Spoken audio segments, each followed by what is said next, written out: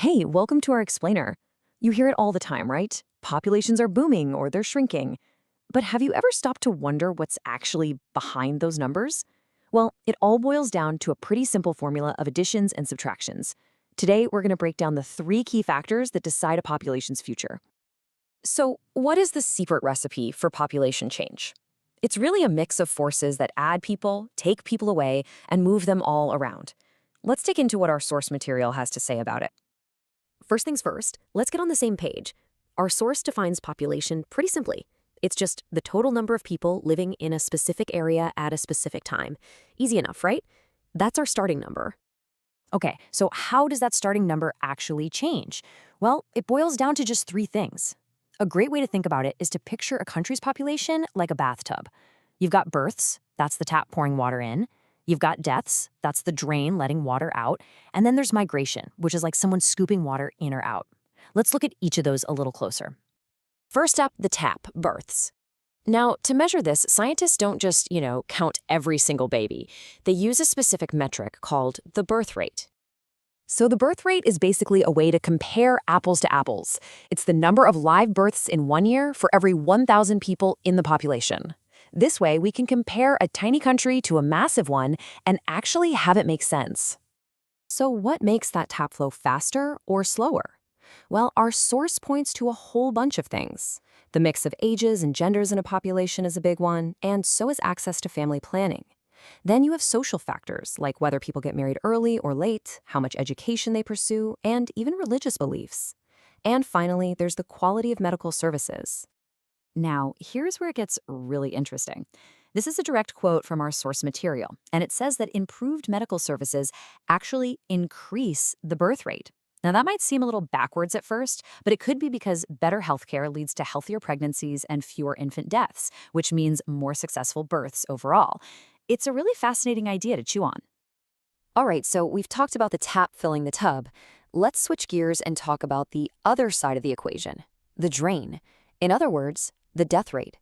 This is the second major force that shapes a population. So what affects the death rate? Well, some of the factors are pretty obvious, right?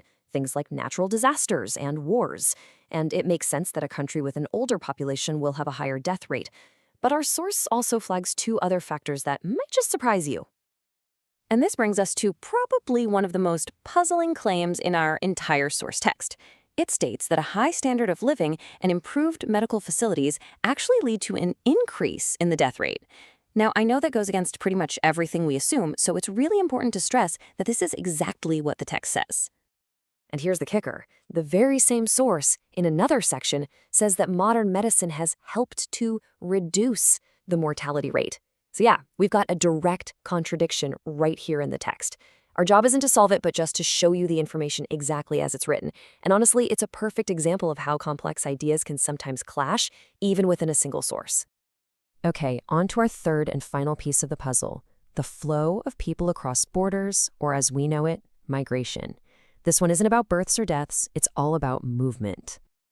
Now, migration has two sides, and the words sound super similar, but the difference is huge. You have immigration with an I for people coming into a country, and you have emigration with an E. Just think E for exit. It's a simple little trick, but it's totally crucial for getting the math right later on. So why do people pack up and move? Our source highlights a few of the big drivers. The search for a better life, better jobs, or moving to a place that's politically more stable and safe. Sometimes it's about finding a better climate, and other times it's not a choice at all. It's about escaping natural disasters. So we've got the tap, we've got the drain, and we've got the flow. We have all our pieces. Now for the fun part. Let's put it all together and see how these three forces actually add up to give us a final number for population growth. And here it is, the master formula. You take the total number of births and subtract the total deaths. That little piece is what's called natural growth. Then you add the net migration, which is just a fancy way of saying immigrants minus emigrants. Now, theory is great, but let's see how this thing actually works in the real world.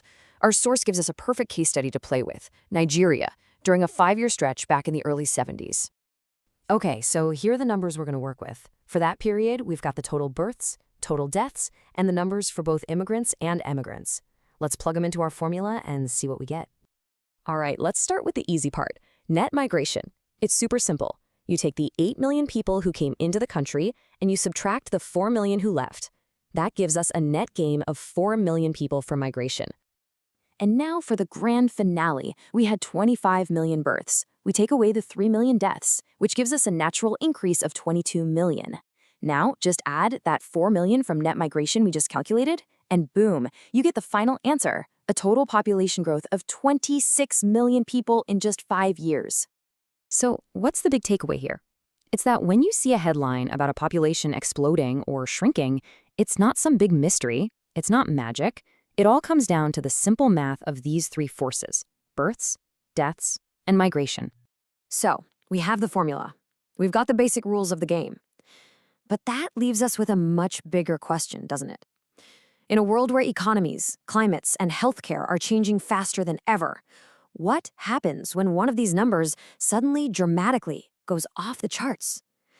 That's when this simple math starts telling a much, much more complex story about all of our futures.